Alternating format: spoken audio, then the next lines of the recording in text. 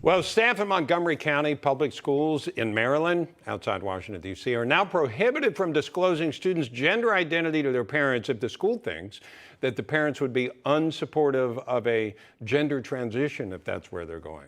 That's according to schools' guidelines. Disclosing a child's gender identity information to his or her own parent or guardian may violate privacy laws and will be kept confidential.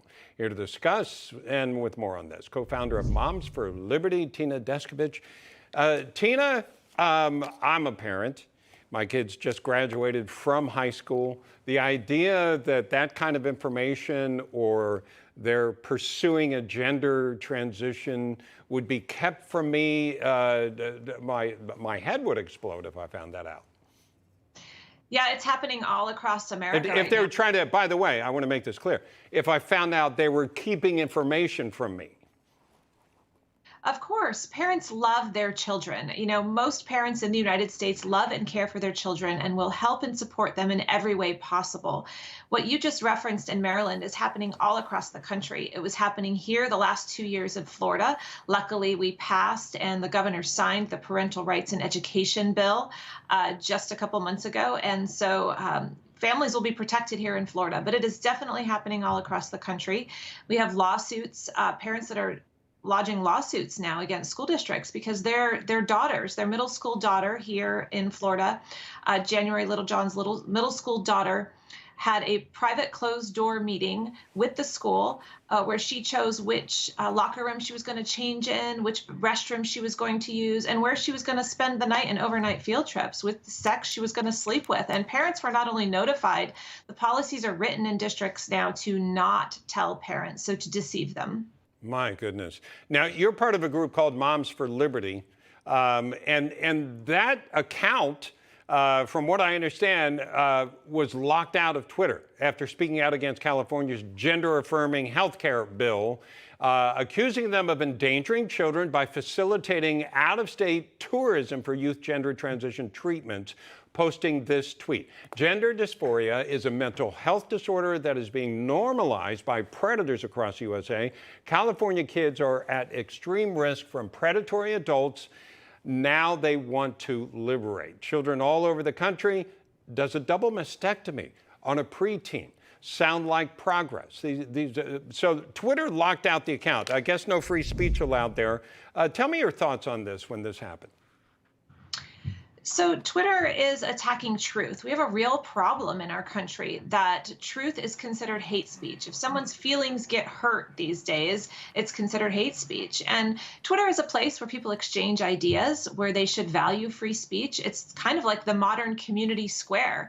And it's unfortunate that they are taking factual statements and calling them hateful and banning them. It really limits conversation and progress for our country to move forward on very important issues.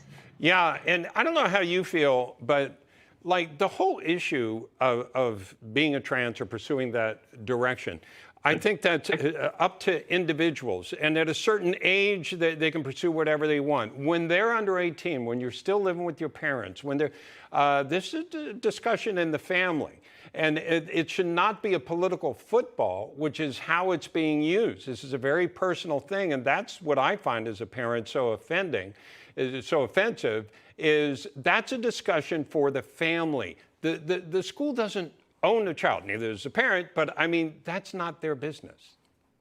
Parental rights are inherent. We are born with our rights to raise our children. They are fundamental rights.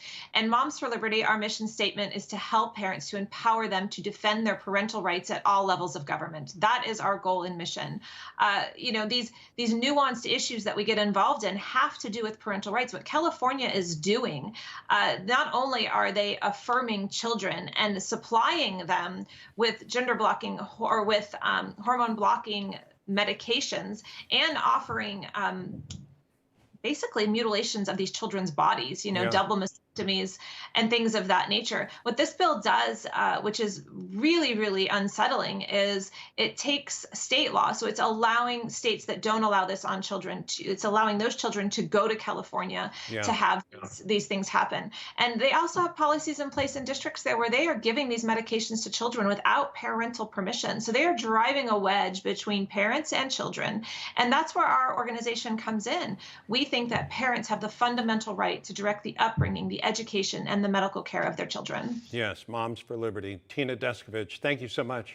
Hey guys, it's Rob Carson. I want to tell you about the Patriot Gold Group. But first, let me tell you that the S&P has already lost $8.2 trillion in 2022. Did you know that? Peak inflation has not even hit despite the Fed rate hikes on groceries, on gas. You know it as well as I do. Morgan Stanley and Goldman Sachs are warning of another 20% drop. Inflation is winning in a knockout right now. The Fed is going to raise rates again at the end of July. Meanwhile, Goldman, Wells Fargo, and Bloomberg are all forecasting gold to surpass all-time highs. If you want to invest in gold, call 888-936-2373 now. Call the Patriot Gold Group today and ask about their no-fee-for-life IRA. Sounds like a good deal, don't it? Here's the number, 888-936-2373, 888-936-2373 for the Patriot Gold Group.